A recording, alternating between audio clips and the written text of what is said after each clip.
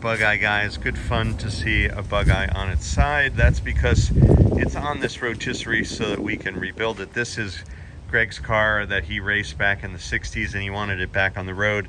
He did crack a few things, which we've repaired. There were some cracks here, pretty much where you see new blue paint. There were a bunch of repairs done, but this is a sympathetic restoration, not a ground-up restoration. We want to preserve as much of the patina and authenticity as possible. And so we're sort of spot repairing this car. There's plenty of life left in it. A very cool, original sort of drive to the racetrack back in the 60s and go race it for the weekend and then drive it home sort of car.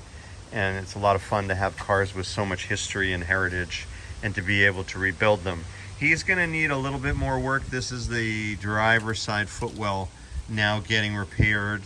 Ken has beautifully built and cleaned his surfaces for the new floor pan that will go in this footwell. Of course, you're looking up at the pedals from underneath. And this is the kick panel where the dip switch lives normally right here. That all was rusted, so that's new. And here's the void on the back of that footwell. All of these every box that you see is part of the integrity of these wonderful rigid little cars. Even this outer rocker, which we'll repair, is a box system as well, supporting the side of the car. And that's what makes these unibody setups so nice and so rigid. So the panels are all coming together. Here's the passenger side footwell repair that we also just did.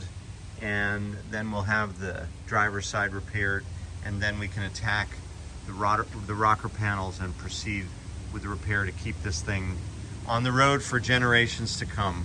You can see how all of this will also get some new patch panels to add more rigidity to the whole front of the car. Thanks for watching from Bugeye, guys.